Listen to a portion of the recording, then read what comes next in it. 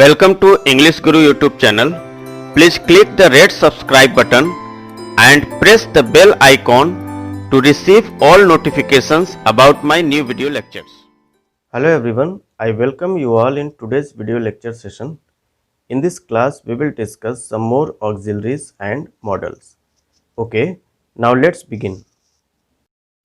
First of all, let's start with the use of have to or has to.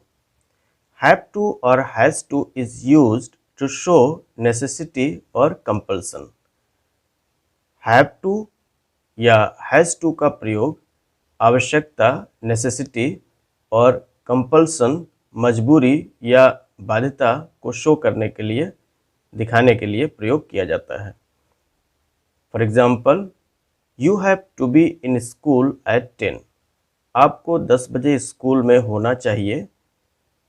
You have to work hard these days. आपको इन दिनों कड़ी मेहनत करनी होगी. He has to cook his own meals. उसे अपना भोजन स्वयं पकाना होगा. Students, you can notice here in the first example have to, in the second example have to, and in the third example has to are used to show necessity or compulsion. Clear? Alright. Next point is negative and interrogative sentences are formed both ways. जो negative और interrogative sentences form होते हैं have to और has to से, वो दोनों तरीके से होते हैं. इदिस्ट or in other words with or without do, यानी डू के प्रयोग से और बिना डू के.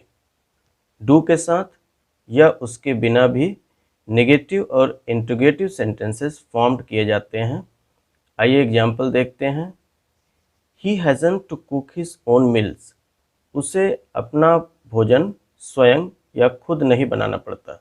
इसको इस तरह से भी कह सकते हैं, he doesn't have to cook his own meals. This is the example of negative sentence. Second example, you haven't to work hard. आपको कठिन परिश्रम नहीं करना पड़ता. या इस सेंटेंस को इस तरह से भी लिख सकते हैं, you don't have to work hard. आपको कड़ी मेहनत करने की ज़रूरत नहीं है. This is also the example of negative sentence. Third example, has he to cook his own meals. क्या उसे अपना भोजन स्वयं पकाना पड़ता है. इसको इस तरह से भी लिख सकते हैं, और does he have to cook his own meals. क्या उसे अपना भोजन खुद पकाना पड़ता है. This is also the example of interrogative sentence. Question is asked here. Fourth example, have you to work hard. क्या आपको कड़ी मेहनत करनी पड़ती है. और do you have to work hard. क्या आपको कड़ी मेहनत करनी है. This is also the example of interrogative sentence. So, with the help of these examples, it can be said that negative and interrogative sentences are formed both ways, with or without do. Okay, now let's see the next use of have to or has to. Have to or has to expresses necessity or obligation forced by external forces or circumstances. Have to या has to expresses necessity. Necessity आवश्यकता, और obligation दायित्व. Forced by external forces. जो external forces हैं, बाहरी ताकतें हैं या सरकमस्टेंसेस हैं, परिस्थितियां हैं, उनसे मजबूर होकर के उनके द्वारा उत्पन्न किए गए नेसेसिटी या ऑब्लिगेशन को एक्सप्रेस करने के लिए हैव टू या हैज़ टू का प्रयोग किया जाता है. Need is also used to express necessity और obligation felt from within और expressed by speaker's authority. Need is also used to express necessity. Need का भी प्रयोग आवश्यकता या ऑब्लिगेशन को एक्सप्रेस करने के लिए, जो कि फेल्ट फ्रॉम विद इन, अर्थात जो भीतर से महसूस किया गया हो, अथवा expressed by speaker's authority, speakers authority के द्वारा एक्सप्रेस किया गया हो। With the help of these examples, it is clear that need is also used to express necessity or obligation. Next, must is used to express very strong obligation. जब बहुत strong obligation दायित्व की बात आए, कोई ज़्यादा दायित्व हो, जिस चीज़ से ऐसा लगता हो कि हमारा जो दायित्व है, ऑब्लिगेशन है, वो बहुत ज़्यादा है इसके प्रति, तो वहाँ पर हमें मस्ट का प्रयोग करना चाहिए। For example, we must obey the laws of the nation, हमें राष्ट्र के नियमों का पालन करना चाहिए। तो यहाँ पर राष्ट्र के नियमों का पालन करना एक तरह से हमारा स्ट्रॉन्ग ऑब्लिगेशन है, right. Now let's see the use of had to. अब हैड टू का प्रयोग सीखते हैं। Had to is used to express necessity और obligation in the past. Had to का भी प्रयोग नेसेसिटी और ऑब्लिगेशन, आवश्यकता या दायित्व बोध के लिए किया जाता है इन द पास्ट टेंस में, ठीक है। एग्जाम्पल देखते हैं। The villagers had to use kerosene lamp 10 years ago। ग्रामीणों को 10 साल पहले मिट्टी के दीपक का उपयोग करना पड़ता था। As a child I had to go to school on foot. एक बच्चे के रूप में मुझे पैदल ही स्कूल जाना पड़ता था। तो इस प्रकार से पास्ट टेंस में नेसेसिटी और ऑब्लिगेशन को एक्सप्रेस करने के लिए हैड टू का प्रयोग किया जाता है। अब यहाँ पर कुछ महत्वपूर्ण बातें हैं, नोट के रूप में दिया हुआ है। Had to is the past equivalent of have to, has to, must and need. Clear. Use to का प्रयोग use to goes with the infinitive of the other verbs to make the habitual past tense. Habitual past tense को denote करने के लिए use to का प्रयोग किया जाता है। For example, he use to help me, वह मेरी सहायता किया करता था। This sentence is in affirmative. Second example, used he to help you, क्या वह आपकी सहायता किया करता था। This is interrogative sentence. Third example, he use not to help you, वह आपकी मदद नहीं किया करता था। इसको इस तरह से भी लिख सकते हैं, he never use to help you, वह कभी आपकी मदद नहीं करता था। This is the example of negative sentence. यहाँ पर आप देख सकते हैं यूज्ड के बाद टू लगा है और उसके बाद मेन वर्ब है, यानी मेन वर्ब के पहले टू जब लगाया जाता है तो वो वर्ब इन्फिनिटिव वर्ब कहलाती है। इसलिए यहाँ पर कहा गया है कि use to goes with the infinitive of other verbs to make the habitual past tense. और यहाँ पर यूज्ड लगा करके पास्ट टेंस में हैबिचुअल पास्ट टेंस बनाया गया है। इस तरह से यूज टू का प्रयोग हैबिचुअल पास्ट टेंस के रूप में किया गया है। Now let's see the use of to do as a helping verb.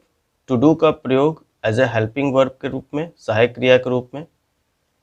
To form interrogative sentences, interrogative sentence form करने के लिए किया जाता है।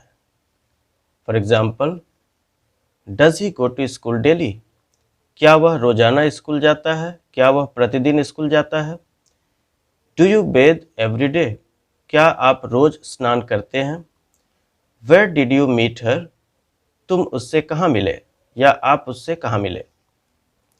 इन this examples does, do and did are helping verbs which are used here to form interrogative sentences. Now the next use of to do is as a helping verb to form negative sentences.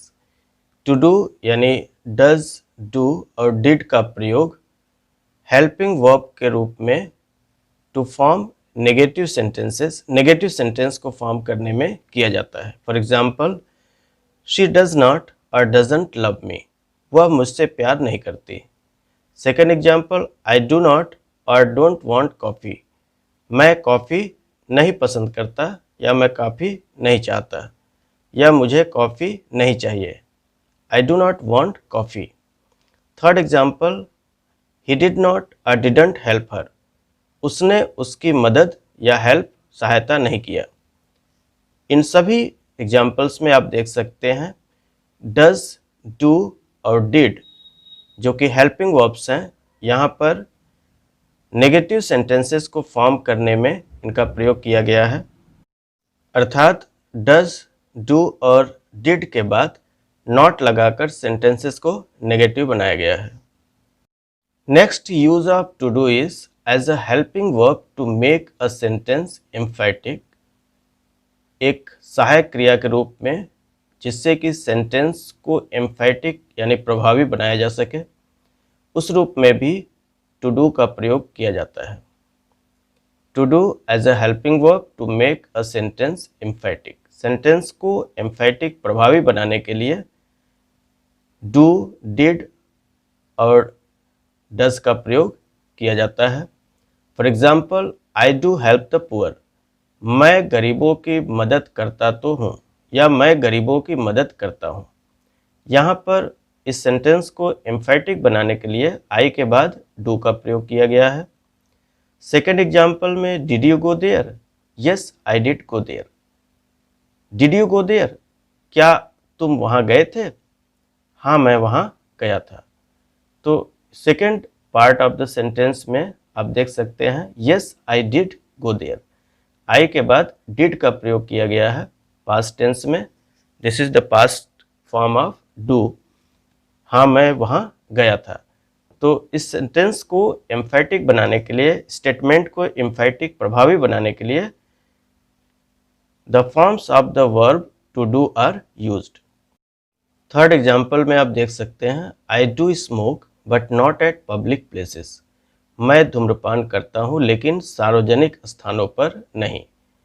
यहाँ पर भी आई के बाद do का प्रयोग किया गया है जिससे कि सेंटेंस प्रभावी हो सके, एम्फेटिक हो सके। तो इस प्रकार से the forms of the verb to do are used to make a sentence emphatic. Okay, now let's see the use of to do as a principal verb. To do का प्रयोग, the forms of the verb to do are used as a principal verb, मुख्य क्रिया के रूप में to do का प्रयोग।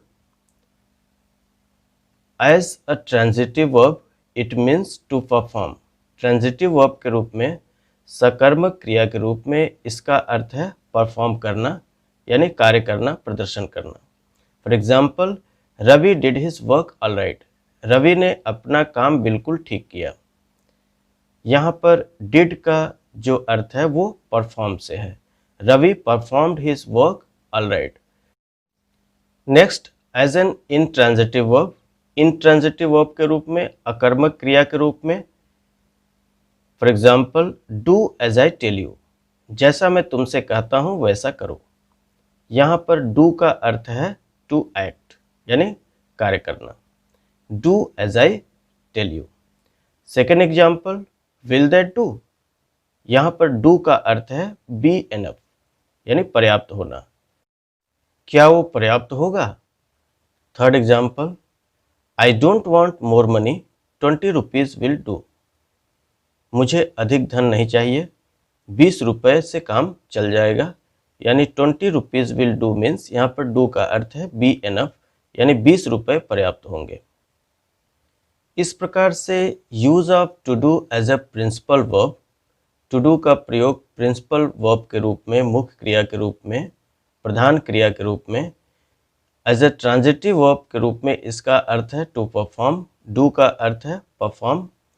और एज एन इनट्रांजिटिव वर्ब, अकर्मक क्रिया के रूप में, डू का अर्थ है एक्ट या be enough. Next, to do as a substitute for the preceding verb, it avoids repetition. The forms of the verb to do are used as a substitute for the preceding verb. Substitute विकल्प के रूप में for the preceding verbs यानी जो पूर्ववर्ती क्रिया है उसके विकल्प के रूप में it avoids repetition, इससे पुनरावृत्ति से बचा जा सकता है।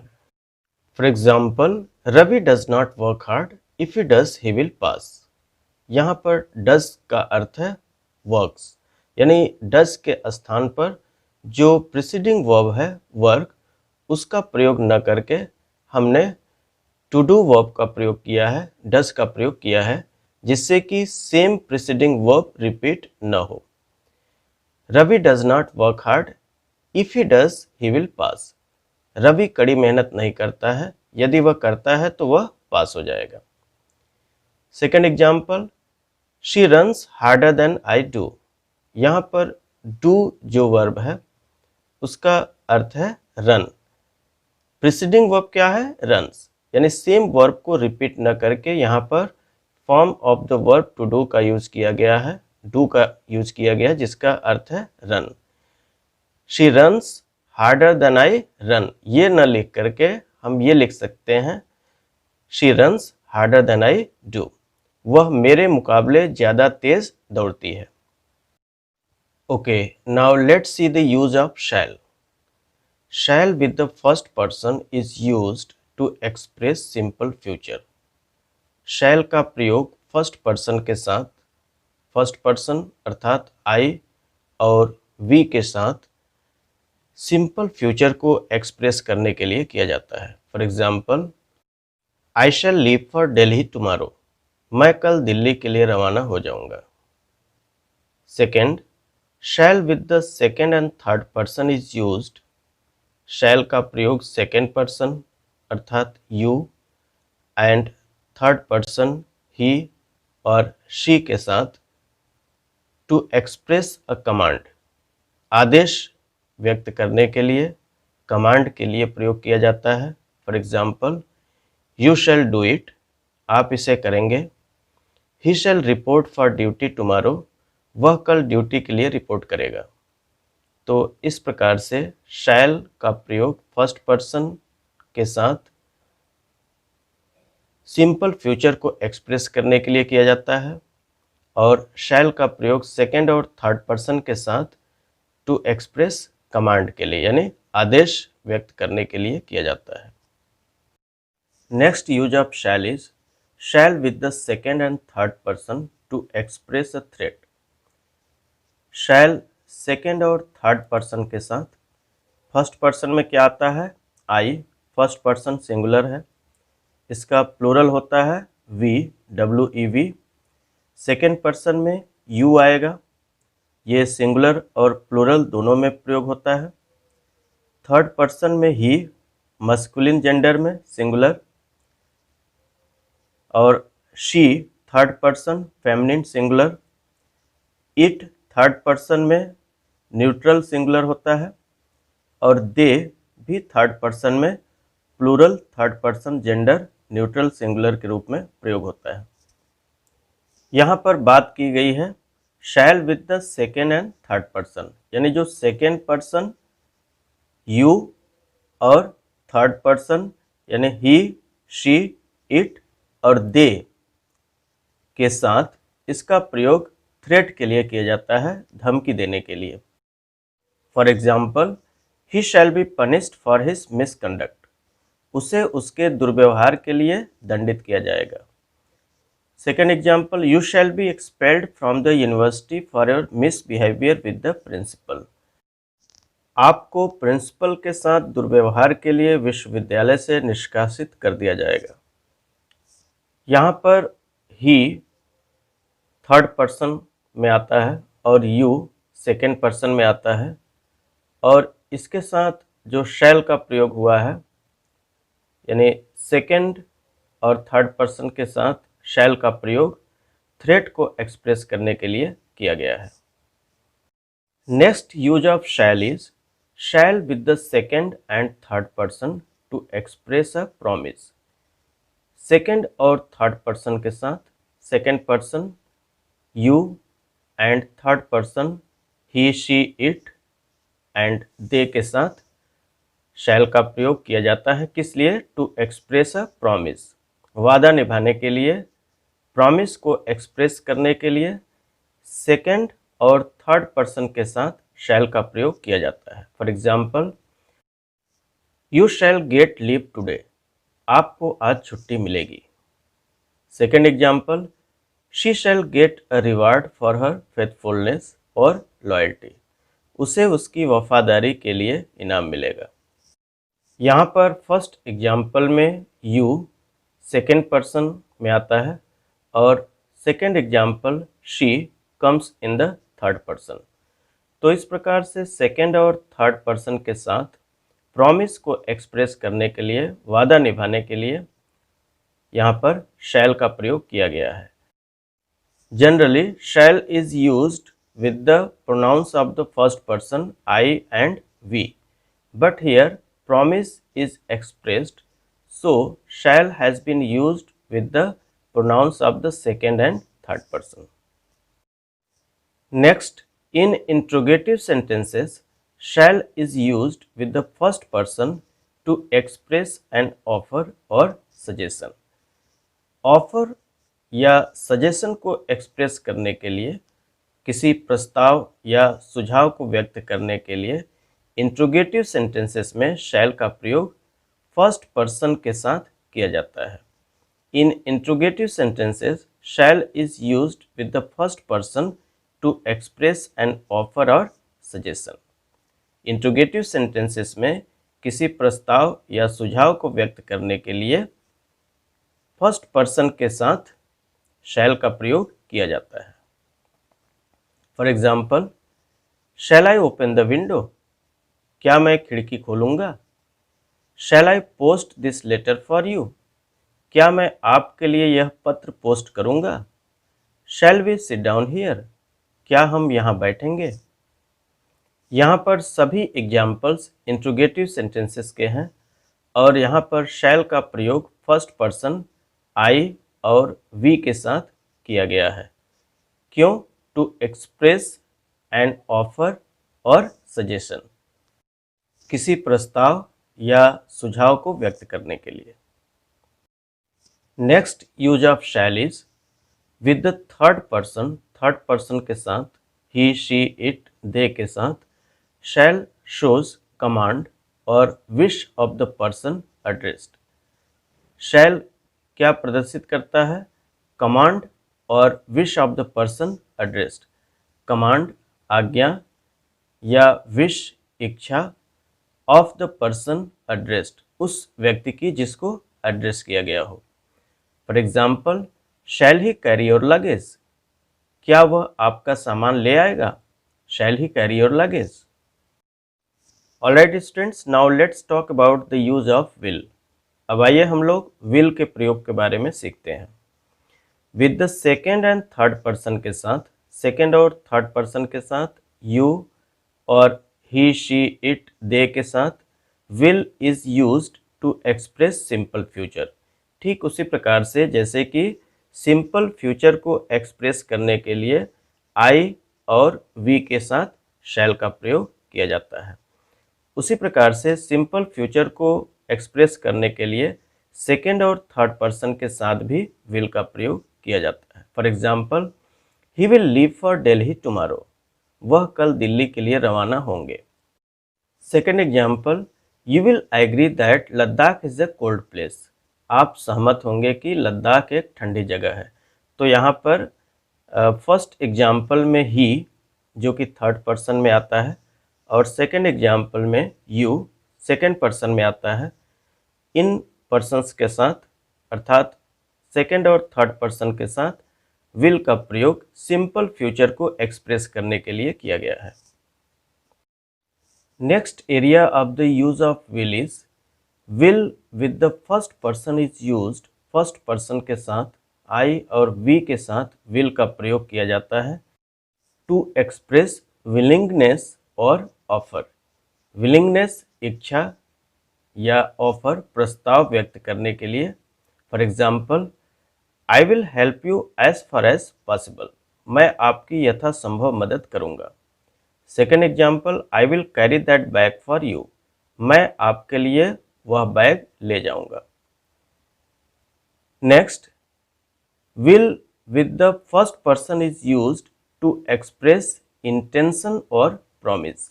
अगर कोई इंटेंशन इरादा या प्रॉमिस वादा करने की बात हो, एक्सप्रेस करना हो, तो भी फर्स्ट पर्सन के साथ विल का प्रयोग किया जाएगा। For example, I will go home to see my uncle, मैं अपने चाचा को देखने घर जाऊंगा या मैं अपने चाचा से मिलने घर जाऊंगा। Second example, we will come in time, हम समय पर आएंगे।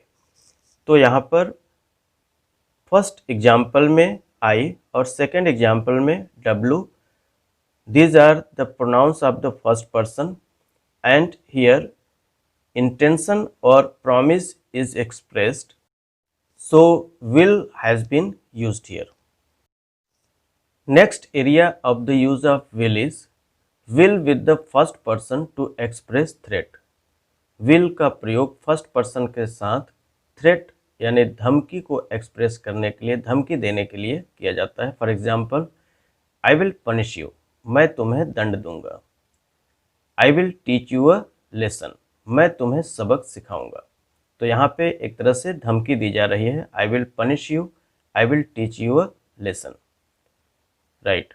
Next, will with the first person to express resolution, संकल्प व्यक्त करने के लिए, रिजोल्यूशन के लिए, संकल्प व्यक्त करने के लिए विल का प्रयोग फर्स्ट पर्सन के साथ किया जाता है। For example, I will do or die, मैं करूँगा या मरूंगा।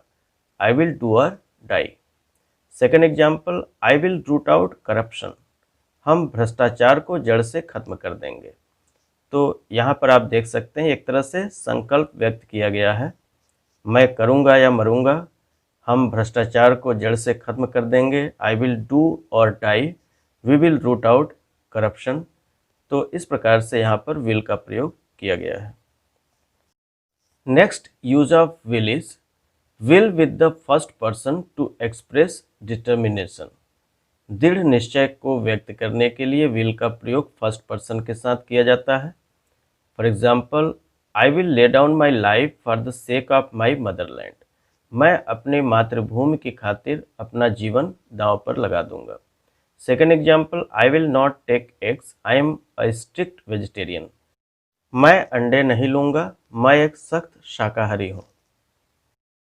यहाँ पर आप देख सकते हैं, I will lay down my life, मैं अपना जीवन दांव पर लगा दूंगा। I will not take eggs, this part of the sentence shows determination, यहाँ पर व्यक्ति के दृढ़ निश्चय की बात की गई है। तो इस प्रकार से विल फर्स्ट पर्सन के साथ डिटर्मिनेशन को एक्सप्रेस करने के लिए, दृढ़ निश्चय को व्यक्त करने के लिए भी विल का प्रयोग किया जाता है। Next point is, in interrogative sentences will is used with the second and third person. Interrogative sentence में विल का प्रयोग सेकेंड और थर्ड पर्सन के साथ यू और ही, शी, इट एंड दे के साथ किया जाता है। For example, will you open the door please, क्या आप दरवाज़ा खोलेंगे कृपया, या कृपया आप क्या दरवाज़ा खोलेंगे। Will you lend me your cell phone for a day, क्या आप मुझे अपना सेल फोन एक दिन के लिए उधार देंगे। Will he receive us at the station, क्या वह हमें स्टेशन पर रिसीव करेंगे। इस प्रकार आप देख सकते हैं यहाँ पर सभी examples, all the examples are of interrogative sentence, सभी उदाहरण प्रश्नवाचक वाक्य हैं।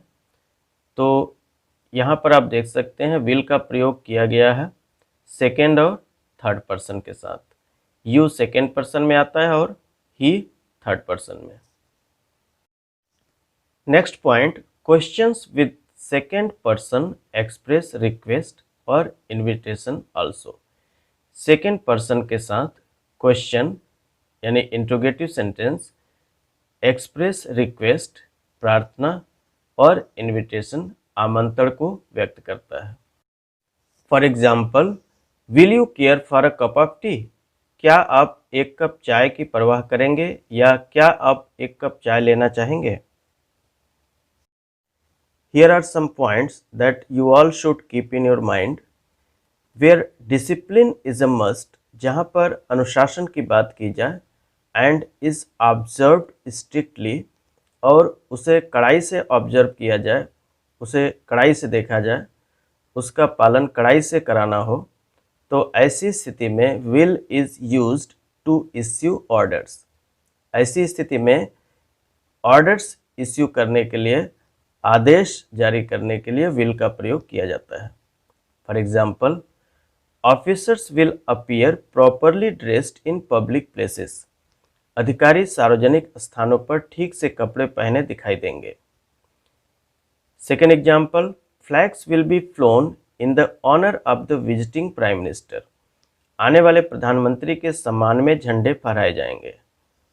Third example, all new candidates will report for medical examination. सभी नए उम्मीदवार चिकित्सा परीक्षा के लिए रिपोर्ट करेंगे। यहाँ पर आप सभी देख सकते हैं कि डिसिप्लिन की बात की गई है और उसे स्ट्रिक्टली ऑब्जर्व किया गया है। Therefore to issue orders will has been used after the subject. चलिए अब बात करते हैं यूज ऑफ शुड की। शुड का प्रयोग as a past tense of shall. Shall का पास्ट टेंस शुड होता है, तो as a past tense of shall के रूप में आइए एग्जाम्पल देखते हैं। She said that they should report for duty on Monday. उसने कहा कि उन्हें सोमवार को मंडे को ड्यूटी के लिए रिपोर्ट करना चाहिए। तो यहाँ पर आप देख सकते हैं शुड का प्रयोग as a past tense of shall के रूप में किया गया है। Next use of should is to express duty और एडवाइस। कर्तव्य या सलाह व्यक्त करने के लिए शुड का प्रयोग किया जाता है। For example, we should help the needy or poor. हमें ज़रूरतमंद या गरीबों की मदद करनी चाहिए। Second example, he should work hard to pass the examination. परीक्षा उत्तीर्ण करने के लिए उसे कड़ी मेहनत करनी चाहिए। यहाँ पर फर्स्ट एग्जाम्पल में आप देख सकते हैं we should help the needy or poor, ये हमारा कर्तव्य है, गरीबों की ज़रूरतमंदों की हेल्प करना। और सेकेंड एग्जाम्पल में he should work hard to pass the examination, परीक्षा उत्तीर्ण करने के लिए उसे कड़ी मेहनत करनी चाहिए। एक प्रकार से एडवाइस दी जा रही है, सलाह दी जा रही है। Next use of should is to express purpose. Should का अगला प्रयोग है टू एक्सप्रेस पर्पस। उद्देश्य व्यक्त करने के लिए शुड का प्रयोग किया जाता है। For example, she works hard लेस्ट she should fail. वह कठोर मेहनत करती है, कहीं ऐसा न हो कि वह फेल हो जाए। We took a taxi lest we should miss the train. हमने टैक्सी लिया, टैक्सी पकड़ी, कहीं ऐसा न हो कि हम ट्रेन मिस कर जाएं, ट्रेन हमारी छूट न जाए, इसलिए हमने टैक्सी ली। We took a taxi lest we should miss the train. Third example, she worked hard so that she should pass the examination. उसने कड़ी मेहनत की ताकि वह परीक्षा पास कर सके। She worked hard so that she should pass the examination. उसने कठोर मेहनत की जिससे कि वह परीक्षा में पास हो सके। Next, should is also used to express probability, यानी संभावना व्यक्त करने के लिए भी शुड का प्रयोग किया जाता है। For example, should they play well they will win. वे अच्छी तरह से खेले तो वे जीतेंगे। Should he see me he would know me at once. उसने मुझे देखा तो वह तुरंत मुझे जान लेगा। Should is also used to show an assumption और इन्फ्रेंस। एक धारणा या अनुमान दिखाने के लिए भी शुड का प्रयोग किया जाता है। For example, they should be here bye now. अब तक उन्हें यहाँ पर होना चाहिए। They should be here bye now. Next example, you should have done your duty. आपको अपना कर्तव्य कर लेना चाहिए। You should have done your duty. Alright students, now we will learn use of would, which is past tense of will. will का past tense would होता है और यहाँ पर हम लोग would का प्रयोग सीखेंगे। So first area of the use of would is to denote the past tense of will or shall in indirect speech. Indirect speech में हम will और shall का जो past tense होता है उस रूप में would का प्रयोग करते हैं। For example, he said that he would go. उसने कहा कि वह जाएगा। Second example, she said that she would look into the matter. उसने कहा कि वह मामले को देखेगी। यहाँ पर विल का पास्ट टेंस वुड प्रयोग हुआ है और ये दोनों एग्जाम्पल इनडायरेक्ट स्पीच के हैं। Next use of would is to express a habitual activity in the past. Past में, भूतकाल में, अतीत में एक अभ्यस्त गतिविधि को व्यक्त करने के लिए, कोई आदत संबंधी क्रियाकलाप, एक्टिविटी, गतिविधि को व्यक्त करने के लिए वुड का प्रयोग किया जाता है। For example, my father would go for walk in the morning. मेरे पिता सुबह टहलने जाते थे, यानी मेरे पिता की सुबह टहलने जाने की आदत थी। So here would denotes habitual activity in the past. Second example, my grandmother would sit in the sun and talk all day. मेरी दादी पूरे दिन धूप में बैठती और बातें करती। यहाँ पर भी वुड का प्रयोग ग्रैंड मदर की पास्ट हैबिट को डिनोट करने के लिए किया गया है। Next use of would is to make a polite request. विनम्र अनुरोध के लिए भी वुड का प्रयोग किया जाता है। For example, would you take a cup of tea? क्या आप एक कप चाय लेंगे? Would you take a cup of tea? यहाँ पर वुड का प्रयोग पोलाइट रिक्वेस्ट के रूप में हुआ है। Second example, would you open the window please? क्या आप कृपया खिड़की खोलेंगे? Would you open the window please? Next use of would is to express a wish. Wish express करने के लिए, इच्छा व्यक्त करने के लिए भी वुड का प्रयोग किया जाता है। For example, would that I were young again. काश मैं फिर से युवा हो जाता। Would that I were young again.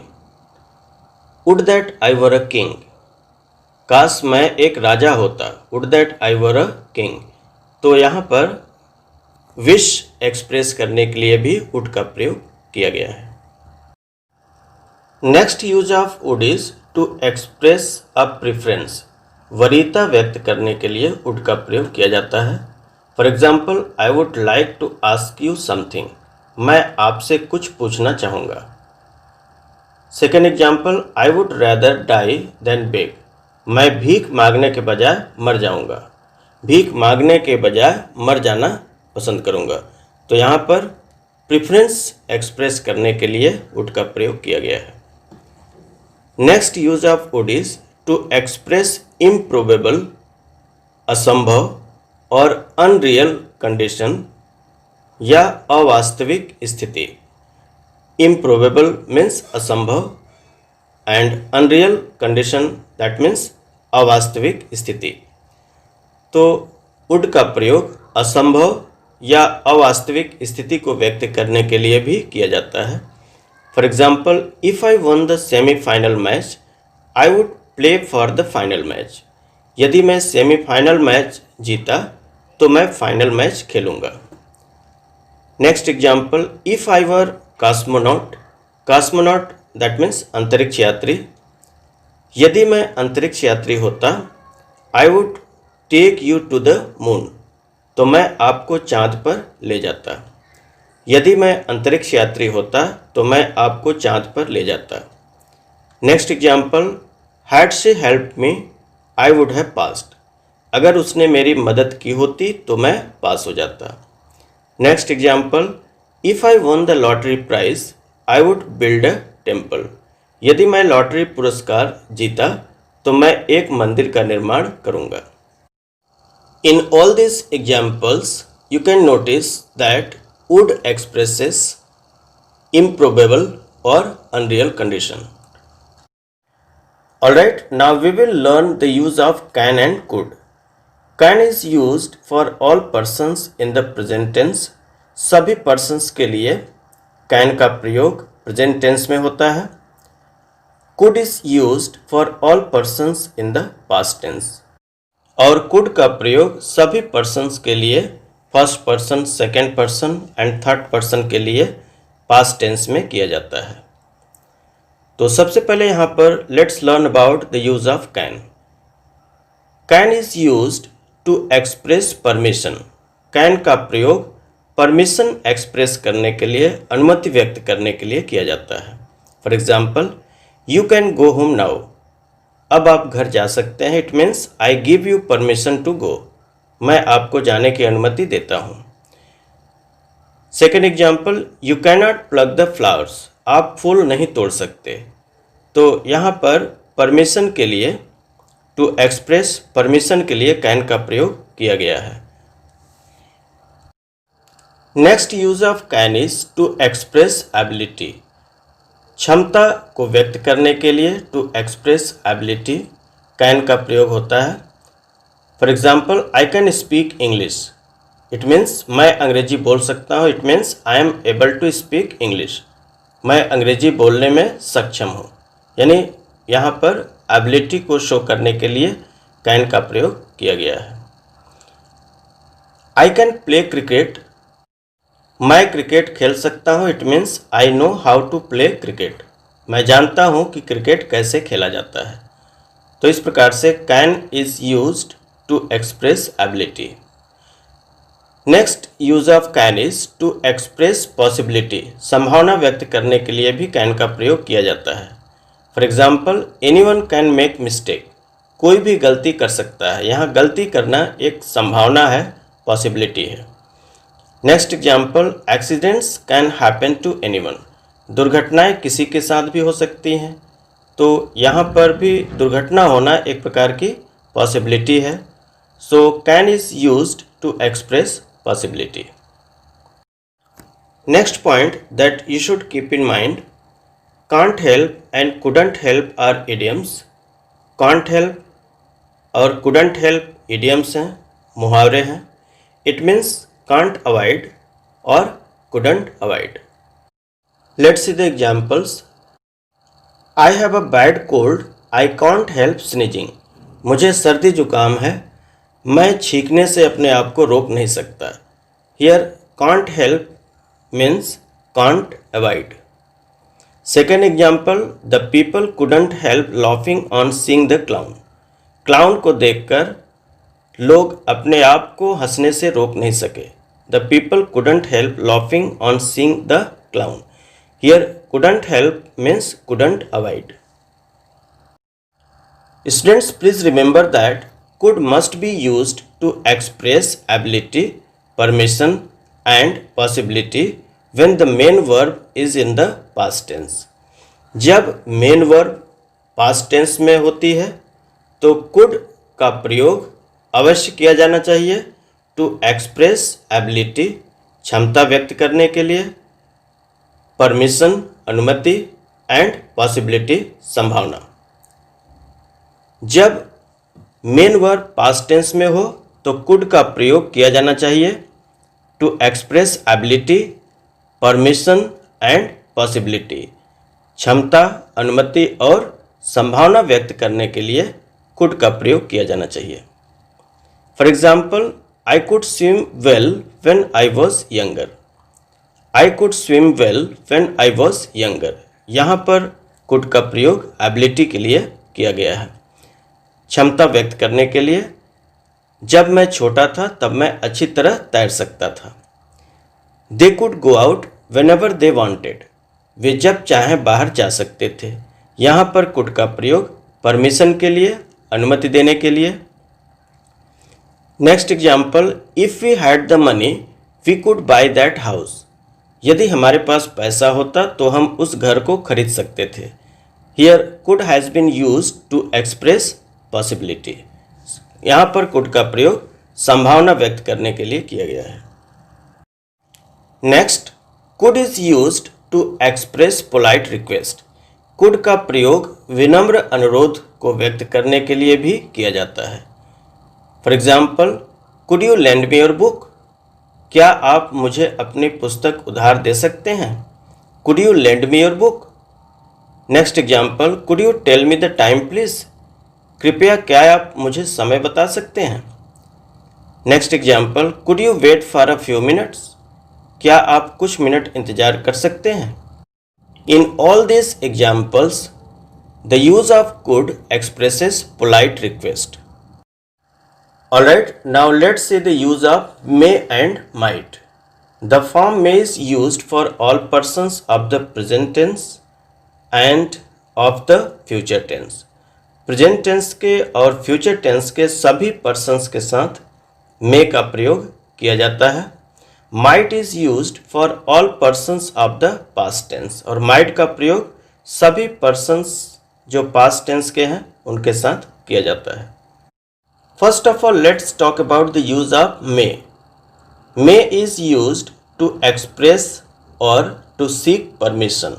मे का प्रयोग परमिशन, अनुमति व्यक्त करने के लिए या अनुमति प्राप्त करने के लिए किया जाता है। For example, you may leave now, here I permit you to leave. आप अब जा सकते हैं, यू मे लीव नाउ, इसका मतलब है कि मैं तुम्हें अनुमति देता हूँ यहाँ से जाने की। You may leave now. Second example, may I use your pen, क्या मैं आपकी कलम यूज कर सकता हूँ, प्रयोग कर सकता हूँ। यहाँ पर मे का प्रयोग परमिशन प्राप्त करने के लिए, for seeking permission. Third example, might I use your pen, here might has been used for seeking permission. Here might shows greater hesitation or difference. The second question is also more polite. Next point, may is used to express possibility. May का प्रयोग संभावना व्यक्त करने के लिए। For example, it may rain today, आज बारिश हो सकती है, यानी बारिश होने की संभावना है। It might rain today, he may come today, वह आज आ सकता है, he might come today. So here might expresses greater doubt than may. It suggests remote possibility. Next point, may is used to express a wish. May का प्रयोग wish express करने के लिए, इच्छा व्यक्त करने के लिए भी किया जाता है। For example, may you live long, आप दीर्घायु हो। May he have good health, उसका स्वास्थ्य अच्छा हो। In these examples, use of may expresses a wish. Next point, to express purpose, might must be used when the main verb of the sentence is in the past tense. Sentence की क्रिया जब past tense में हो तो वहाँ पर might का प्रयोग किया जाना चाहिए। To express permission, for example, he said that I might borrow his book. उसने कहा कि मैं उसकी पुस्तक उधार ले सकता था। The principal said that the boy might go, प्रधानाचार्य ने कहा कि लड़का जा सकता था। So here to express permission might has been used. Next point, use of might to express possibility. संभावना व्यक्त करने के लिए माइट का प्रयोग किया जाता है। For example, Ravi said that he might go abroad next month. Ravi ने कहा कि वह अगले महीने विदेश जा सकता था। Next point, to express speculation about past action. Past action के स्पेकुलेशन के लिए, उसके बारे में आकलन करने के लिए माइट का प्रयोग किया जाता है। Might have is used for past time.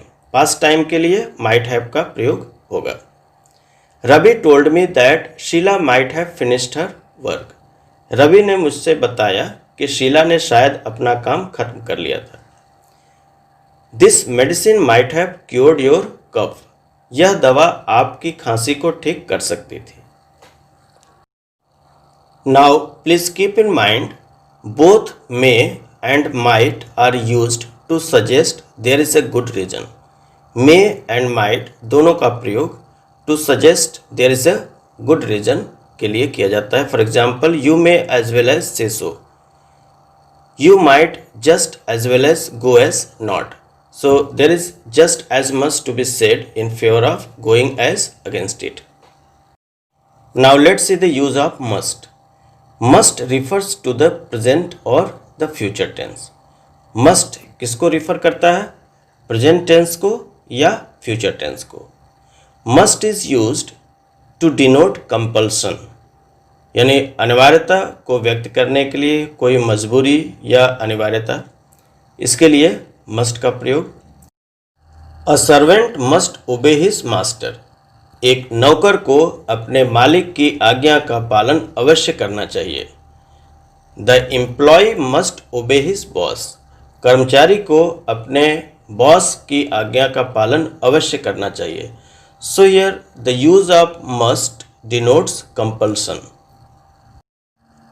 Next, to denote certainty for strong belief.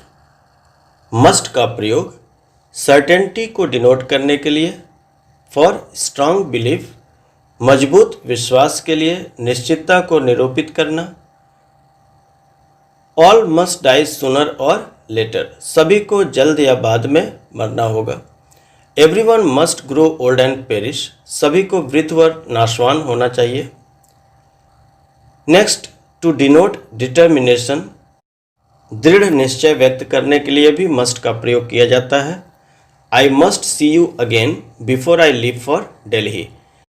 Delhi के लिए रवाना होने से पहले मुझे आपसे पुनः अवश्य मिलना चाहिए. I must see you again before I leave for Delhi. Next, to express duty or a very strong obligation. Duty और वेरी स्ट्रॉन्ग ऑब्लिगेशन, पक्की बाध्यता, एक तरह से स्ट्रॉन्ग ऑब्लिगेशन के लिए भी मस्ट का प्रयोग होता है. For example, we must practise virtue, हमें वर्च्यू का अभ्यास करना चाहिए, पुण्य का अभ्यास करना चाहिए. So this is our duty, ये हमारा कर्तव्य है. We must obey the laws of our country, हमें अपने देश के कानूनों का पालन करना चाहिए. दिस इज़ आवर ऑब्लिगेशन, ये हमारा कर्तव्य है. टू डिनोट पॉसिबिलिटी और इन्फ्रेंस, संभावना या अनुमान को निरूपित करने के लिए भी मस्ट का प्रयोग होता है. She must be at least 18 years old, उसकी आयु कम से कम 18 वर्ष होनी चाहिए. He must have reached the station by now, वह अब तक स्टेशन अवश्य पहुंच गया होगा. So here, to denote possibility or inference, must has been used in these examples. Okay, now let's talk about the use of ought. Ought refers to present, past or future tense. Ought present, past या future tense को refer करता है, संदर्भित करता है. Ought is used to denote the sense of duty or moral obligation. ought का प्रयोग कर्तव्य या नैतिक दायित्व की भावना को निरूपित करने के लिए किया जाता है. For example, students ought to prepare their lesson well, छात्रों को अपना पाठ अच्छी तरह से तैयार करना चाहिए. We ought to love our neighbours, हमें अपने पड़ोसियों से प्यार करना चाहिए. So the sense of moral obligation forces from within, there is no outside force और compulsion, right? Next point, to denote strong probability. Strong probability के लिए भी ought का प्रयोग किया जाता है. For example, he ought to pass this time. इस बार उसे पास हो जाना चाहिए. Now let's talk about the use of dare and need. Dare and need are very peculiar verbs indeed. They can be used as main verbs. They are then followed by to plus first form of the verb. For example, she dares to disobey her master. वह अपने मालिक की अवज्ञा करने का साहस करती है. She dared to call her husband a fool. उसने अपने पति को मूर्ख कहने का साहस किया. He needs to speak more slowly. उसे और अधिक धीरे बोलने की आवश्यकता है. It needed to be done with care. इसे सावधानीपूर्वक करने की आवश्यकता थी. यहाँ पर आप देख सकते हैं dare और need का प्रयोग मेन वर्ब के रूप में किया गया है और इसके बाद first form of the verb के पहले to का प्रयोग किया गया है. Means dare and need are followed by to plus first form of the verb.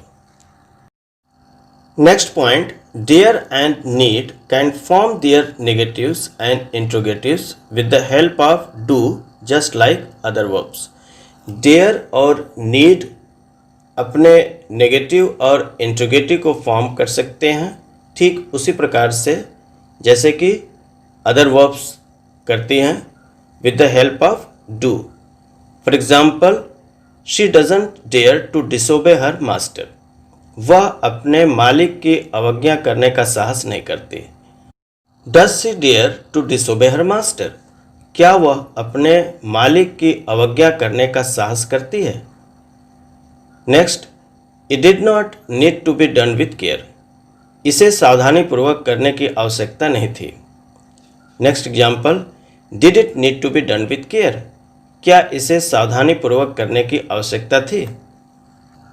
So, with the help of these examples, it's clear that dare and need can form their negatives and interrogatives with the help of do, just like other verbs. Now, there are some important points that you should remember. When used as main verbs, dare and need are followed by to plus infinitive. Next thing that you should keep in mind is that need and dare can also be used as modal auxiliaries to form negative and interrogative sentences. Need और dare का प्रयोग modal auxiliaries की तरह किया जा सकता है to form negative and interrogative sentences, negative और interrogative sentence form करने के लिए, बनाने के लिए. Then they behave like can, must, shall, etc. For example, he dare not touch this wire. She need not stay here.